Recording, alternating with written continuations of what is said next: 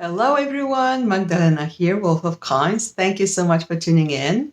In the last video, we talked about rituals done by Slavic people to ensure that rain would fall regularly to the fields so the crops would be satisfactory. And they were most probably done originally towards thunder god Perun. Today, I will be talking about a goddess who was called upon when the regular rituals did not work and there was drought. Again, I'm talking about records, ethnographic records that we have from Southern Slavs. If you haven't watched part one, please go and watch it so that you will know the context. So the goddess is known as Perperuna or Dodola, and the name Perperuna is clearly linked to Perun, and she is related to this god in an unclear way, which is very common among Slavic gods, because she might well be his mother or his sister or his wife. I think that the mother version might be the oldest one, and that is because we have some clues, for example, in Nordic mythology with goddess Fjörgen, the mother of Thor, the thunder god. According to scholars, her name might actually be related to the pre-Indo-European version of Perun's name, which was something like Perkunos, meaning mountain. And you can compare it also with Gothic Ferguni, which means mountain. And there are many examples in Indo-European traditions of goddess as a mountain, but that's just a side note. So this theory sounds a bit thin until we find out that the Hittites, also Indo-European people, we have records of them in 14th century BC, worshipping a great goddess Perunash, and her name meant rock. So mountain, rock, this is pretty close.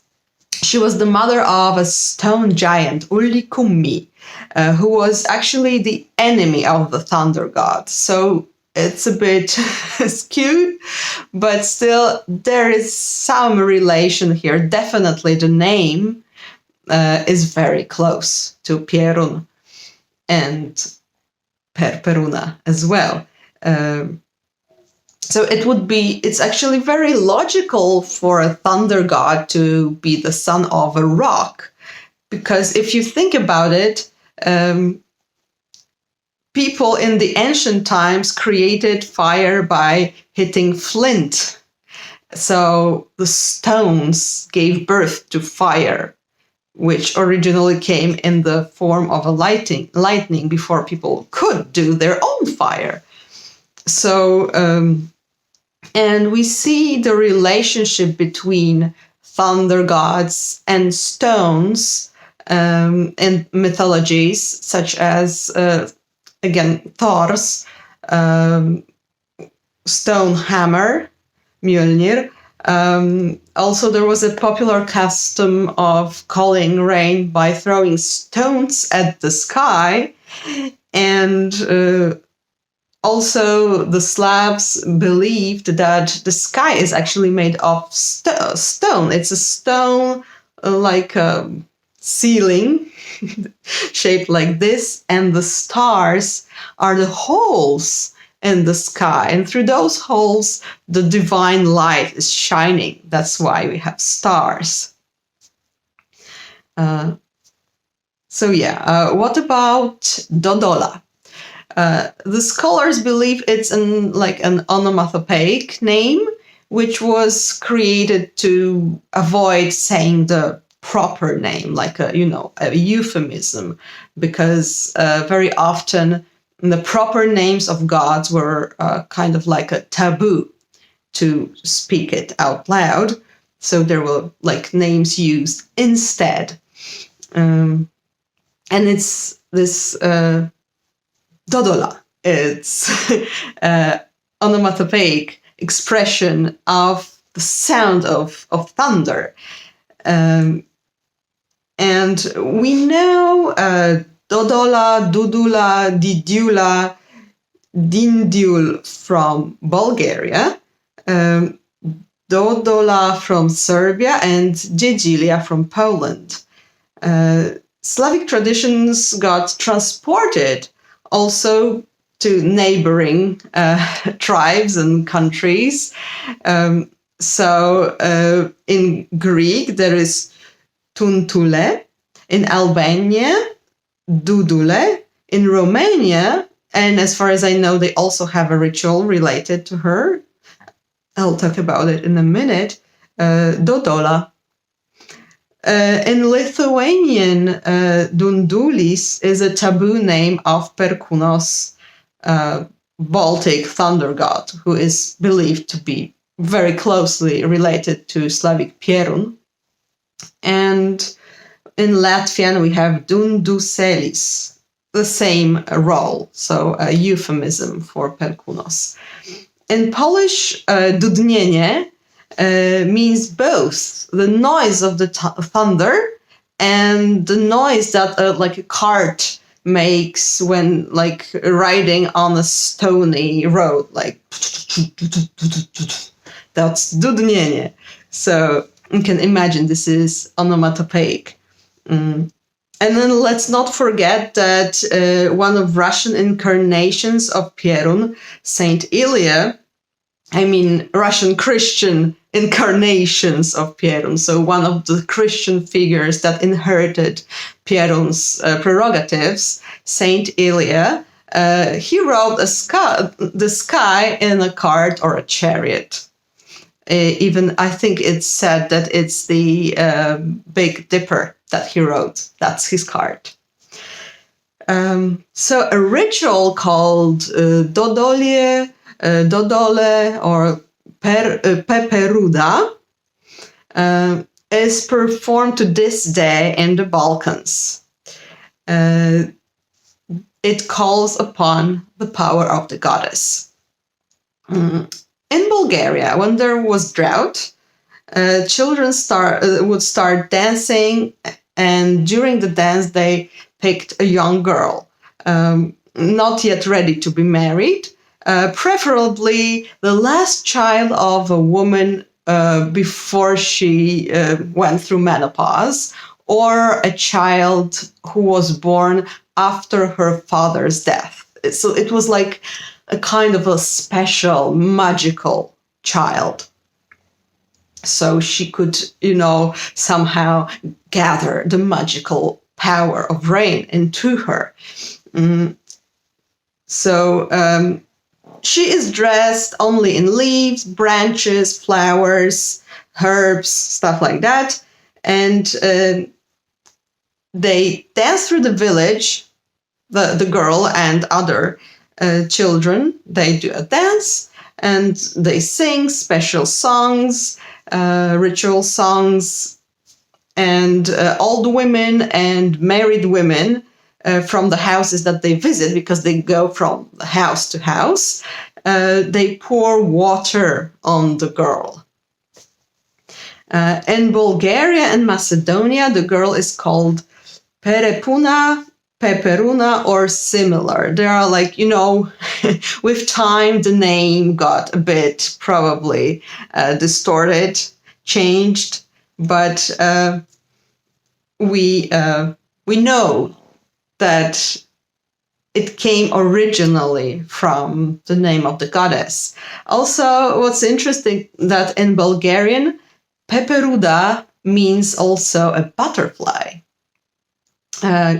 Greeks know a figure called Perperuna, Albanians Perperona, Romanians Pirpiruna. And the scholars agree that probably the original version was Perperuna.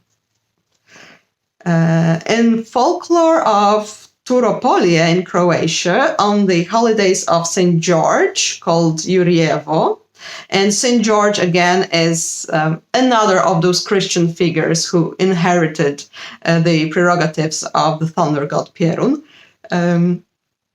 5 most beautiful maidens are picked to portray goddess Dodola, and they are dressed in leaves and sing for the village. So I will put a text of the traditional songs in the description box here. And I also found some YouTube videos where you can look at like a modern recreations of the ritual. And yeah, that's fun, I suppose. So as a ritual ensuring fertility and cleansing, this pouring water on a girl, it also survives in, for example, well, I will talk about Poland because that's what I'm most familiar with. But I'm sure in other parts of Slavic lands, those customs also somehow survived. So there is Wet Monday. It's Easter Monday is called Wet Monday, Lany Poniedziałek, and on that day we pour water on each other. So it's springtime and it's like cleansing using water. However, originally, these days is like everyone on everyone pours water, but originally it was boys pouring water on girls. As like you can imagine that it was something purification, but also to ensure their fertility. For more on that, you can check my video on Jare Święto or Slavic Easter traditions. It's numbered 55. If I remember, I will also link it down below.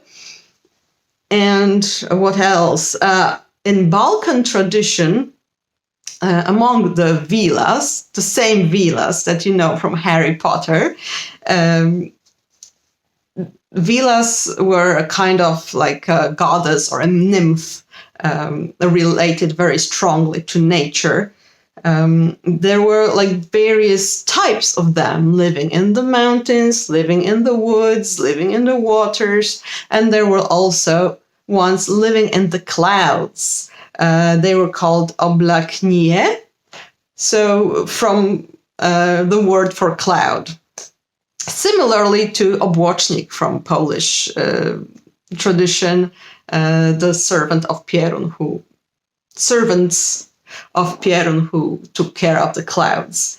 We could imagine that these vilas, the oblaknie vilas, were creatures who assisted the goddess Perperuna.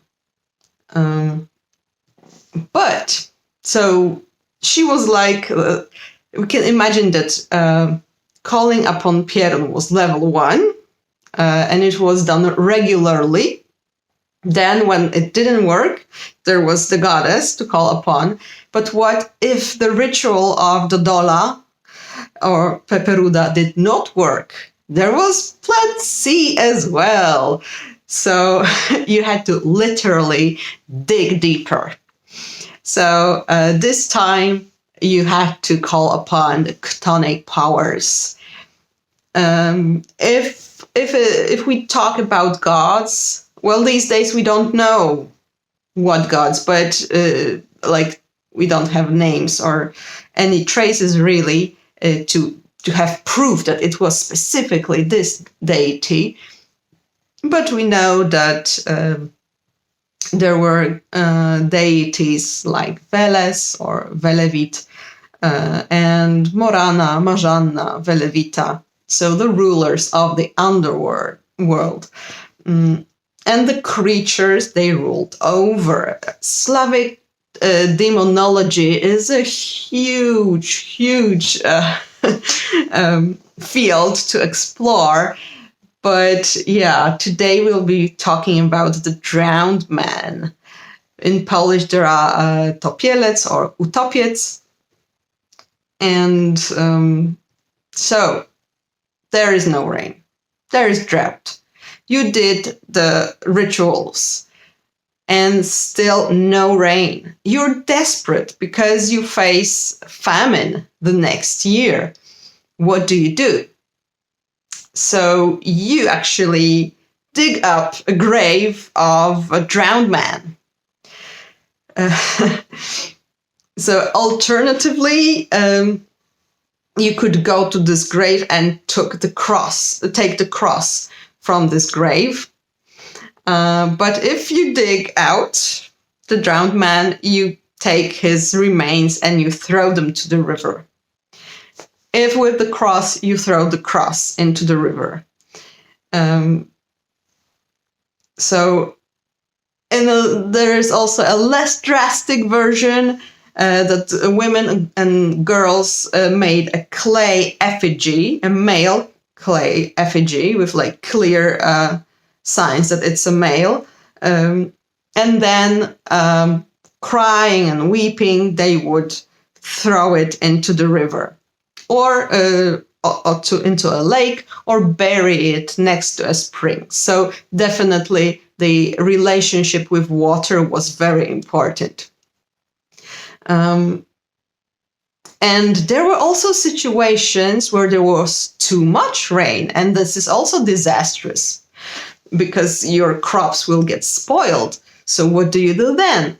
You still can use the power of the drowned man.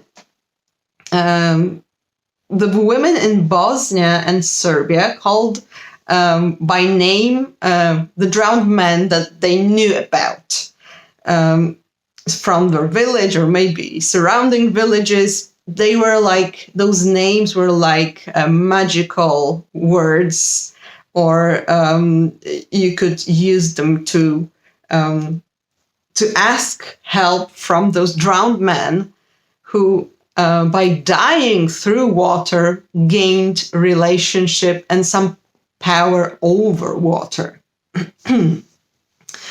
So, to sum up, video 1 and 2, part 1 and 2, there were possibly 3 levels of ritual. This is how I see it. These are my thoughts after researching this topic. 1, to Perun, the giver of rain, the thunder god. They were done regularly so that to maintain regular rains and fertile fields. And it was performed by the community. Level 2, to Perperuna Dodola, done in a case of drought. And it was performed by girls and women, and old women. Number 3, desperate times. To Chthonic creatures, creatures ruled over by the Chthonic deities, the drowned men, performed again by girls and women. This is pretty often so that the Chthonic area is the part that women took care of, and the more celestial part was more of a man's area of expertise. But I don't think it's a very clear line. In this example, we see that women actually had a lot to do in cases of rain magic. I hope you've enjoyed these 2 videos. Please let me know. And thank you so much for watching. Have a lovely day. Bye.